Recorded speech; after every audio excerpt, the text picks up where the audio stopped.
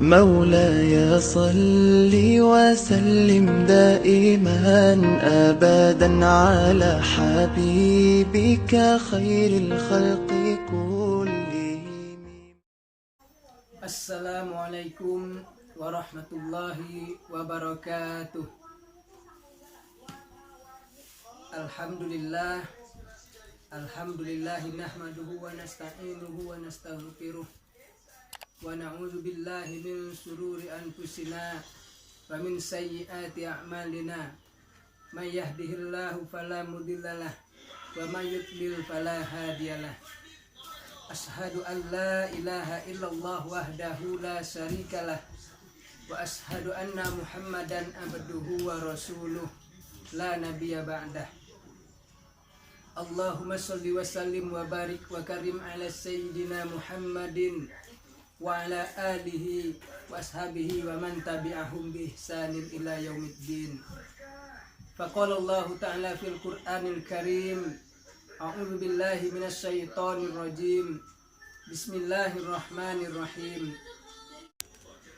Syahrul Ramadan allazi unzila fihi al-Qur'anu hudal linnas wa bayyinatin minal huda wal furqan. Shadaqallahul azim.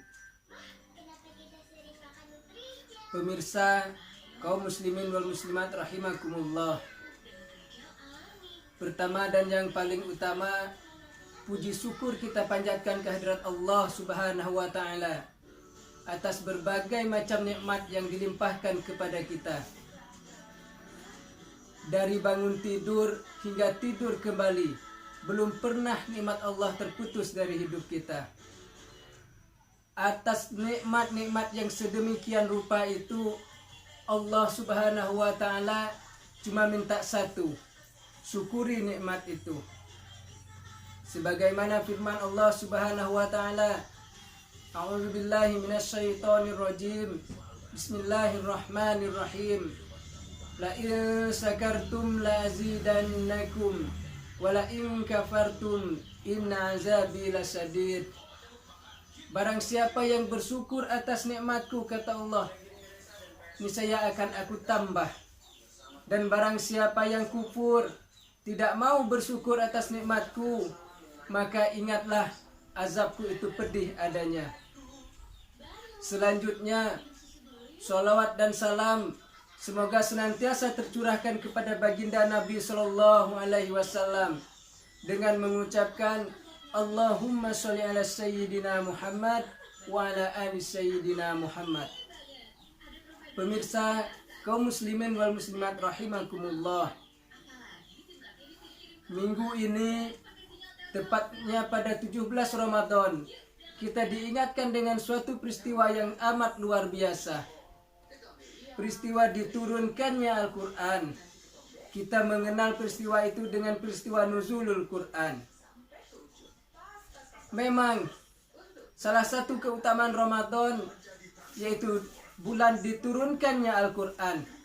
Sebagaimana firman yang sudah dibacakan di awal tadi, Syahrul Ramadan allazi unzila fihi al-Qur'anu hudal linnas. Bulan Ramadan adalah bulan di mana diturunkannya Al-Quran sebagai petunjuk bagi manusia. Wa bayyinatin minal huda wal furqan, dan sebagai penjelas atas petunjuk-petunjuk itu, dan juga sebagai pembeda antara yang hak dan yang batil. Ma'asyiral muslimin rahimakumullah. Lantas, mengapa kita meyakini Al-Quran itu sebagai kitab suci? Sekurang-kurangnya karena 3 hal. Yang pertama, sampai dengan saat ini belum ada satu orang pun yang mampu membuat satu kitab semacam Al-Quran. Janganlah satu kitab, satu surah saja, belum ada yang mampu membuatnya. Suatu kitab dikatakan suci apabila dia terbebas dari intervensi dan campur tangan manusia. Al-Quran sejak turunnya sudah memberi tantangan sebagaimana disebutkan dalam Al-Quran. Jikalau engkau ragu terhadap Al-Quran yang kami turunkan kepada hamba kami Muhammad, maka buatlah satu surah saja semacam Al-Quran. Satu surah saja. Jikalau engkau ragu, engkau menganggap itu adalah bikinan Muhammad, bikin satu surah saja semacam Al-Quran. Jika engkau tidak mampu membuatnya sendirian, wad'u suhadaikum, maka ajaklah teman-temanmu. Itu tantangan Al-Quran. Sebagaimana kita ketahui, sampai sekarang ini, sejak turunnya tantangan itu, belum ada satu orang pun yang mampu membuat satu surah semacam Al-Quran. Barangkali belum ada yang mencoba. Sudah. Salah satunya yaitu Musailamah Al-Kadzab. Dia membuat suatu surah semacam surah Al-Fil.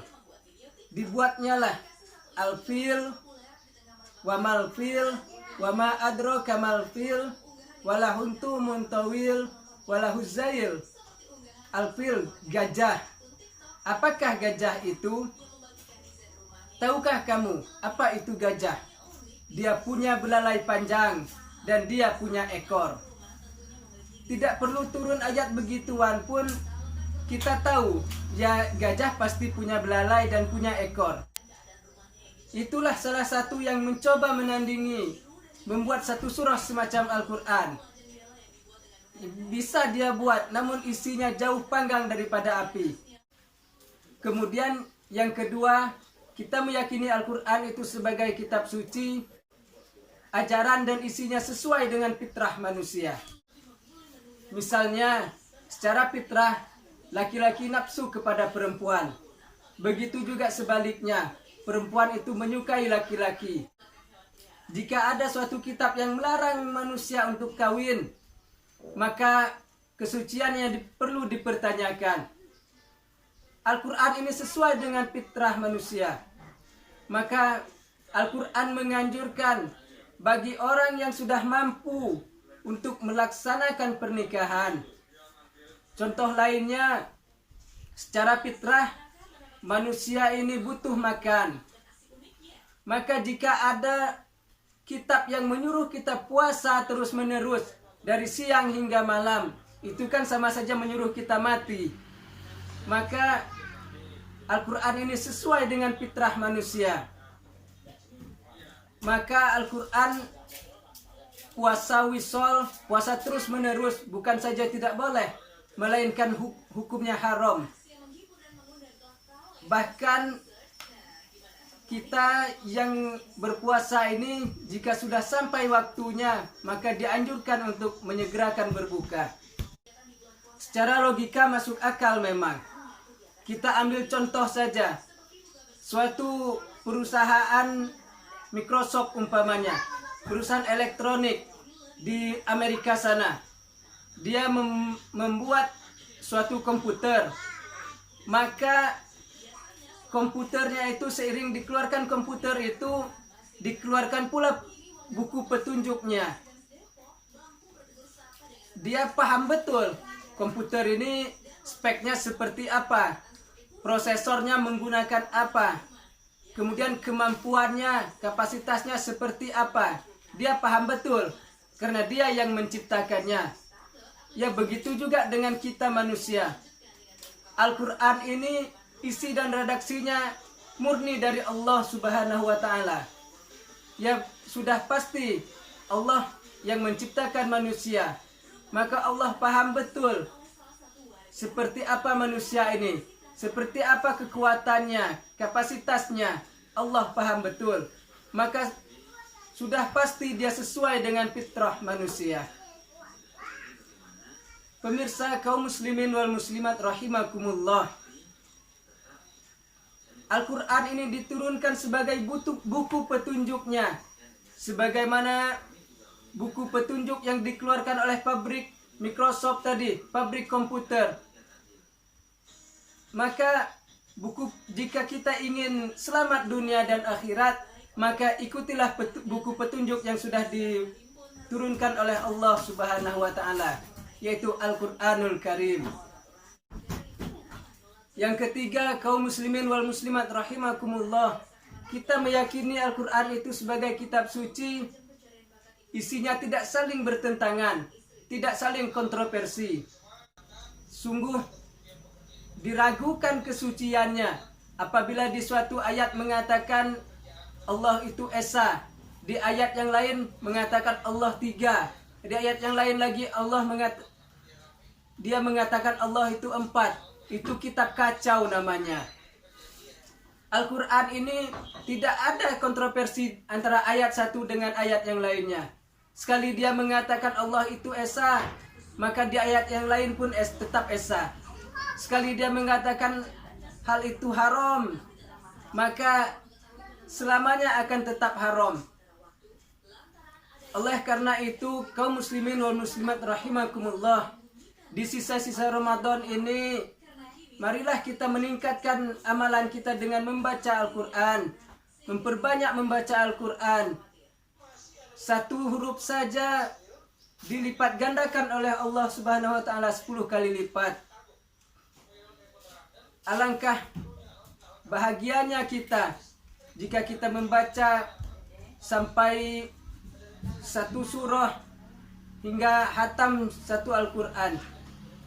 Kaum muslimin wal muslimat rahimakumullah, demikianlah ceramah singkat yang bisa saya sampaikan. Mudah-mudahan ada manfaatnya. Terlebih dan terkurang saya mohon maaf. Saya akhiri. Wabillahi taufiq wal hidayah. Wassalamualaikum warahmatullahi wabarakatuh. ألف باء تاء تاء جيم حاء خاء دال